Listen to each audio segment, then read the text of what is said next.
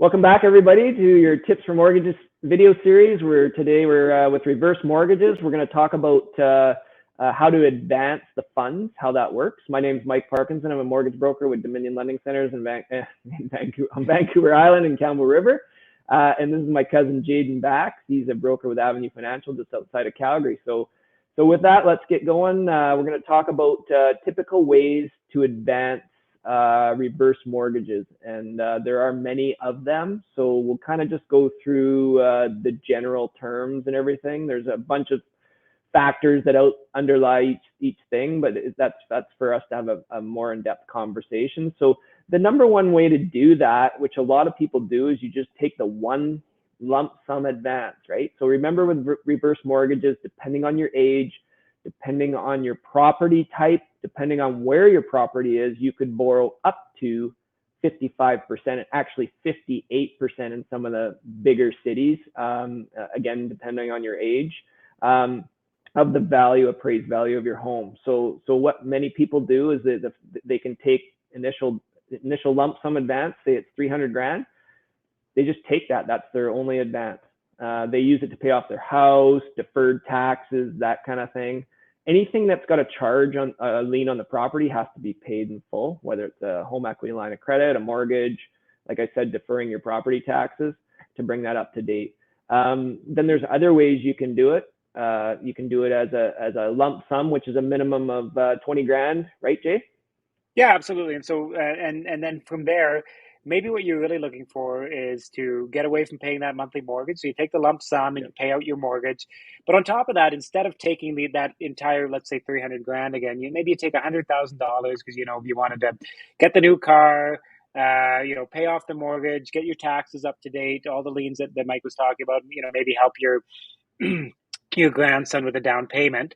But then other than that, you've retired, you got your pension, your CPP and OAS, and you're just finding that you need a little bit more monthly income just to be comfortable, so you can take that trip or whatever, and so then you could do it that way as well. You could schedule it out to make get payments of whatever makes sense within the confines of the math, of $1,500, $1,000 a month, and just use it as kind of a monthly top up to make sure that you have enough money coming in tax free every month to kind of live your best life in retirement.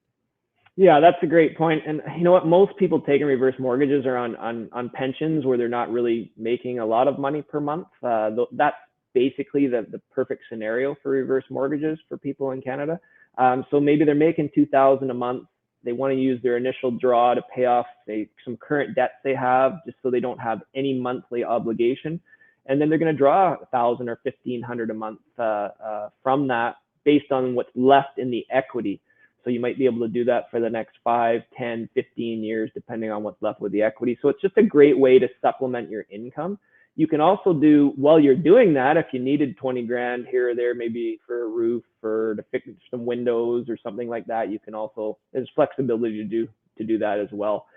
Another option you can do is you could take, let's say you get approved for a $300,000 limit. You could take 100 grand up front and not do any monthly draws if you don't need it. And then just maybe down the road, a year or two down the road, if you need another 50 grand, you could look at advancing that then, which is what a lot of people do as well. Just want to be very careful in a market where housing values may be dropping. If you don't take the full advance up front, your limit may be decreased, because it's really important to understand that. And I've definitely talked to the lenders about this in a market where if your housing value drops 100 grand or something, you might not get that original limit. It might be lowered. So it's something to think about. Yeah, absolutely. And we're just here to have those conversations with you about what your goals are with this money, right? Like we have plenty of options to suit everybody's needs, but what are your goals? Like, do you have a great financial planner that is really putting your money to work? And you want to put some of that 300,000 into there, and rather than taking it out piecemeal, or like we said, the monthly planning, things like that. We're just, whatever your goal is, we think there's an option for you to help maximize that. Yeah, there's so many options in today's mortgage world, and just with the reverse mortgages alone, there's a lot of options for you to look at, and there's lots of flexibility to help satisfy what your financial needs are. So if you or anybody is thinking about getting into a reverse mortgage or want some more information on it, please give Jay or myself a call, and we're happy to guide you through the process and just look at all the options for you. So hope you enjoyed the video. We'll see you next week. Have a great day. Have a good one, guys.